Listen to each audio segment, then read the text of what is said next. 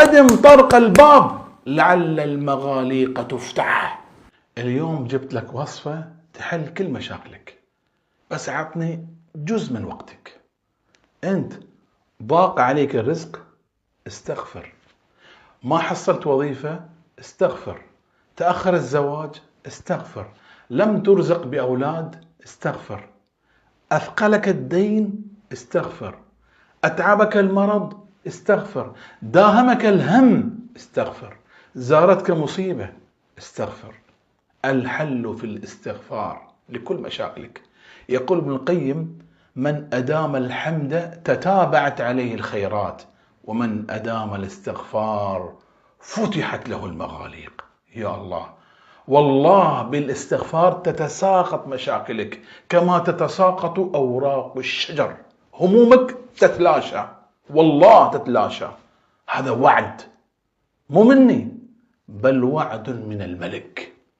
فقلت استغفروا ربكم إنه كان غفارا يرسل السماء عليكم مدرارا ويمددكم، ما قال بمال، بأموال وبنين ويجعل لكم جنات ويجعل لكم أنهارا.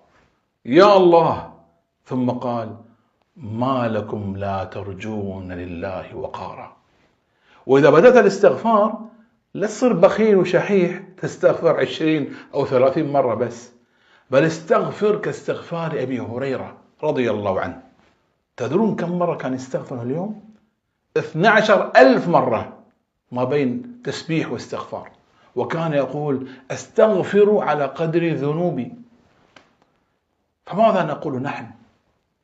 نعم أدري هذا الاستغفار وهذا العدد الكبير بالآلاف يأخذ وقت، لكن ألا تستحق همومك ومشاكلك وأحلامك المؤجلة ما تستاهل بعض من وقتك؟ تطلب من الكريم فضله وكرمه، أنت بعد صر كريم في إقبالك واستغفارك. أدم الطرق، أدم طرق الباب لعل المغاليق تفتح. والله أنا أعرف ناس يستغفرون في اليوم 30,000 مرة، وبعضهم 40,000 مرة. فاستغفر بالآلاف، أكثر من الاستغفار. واعلم وتيقن كلما أكثرت من الاستغفار اقتربت من الفرج.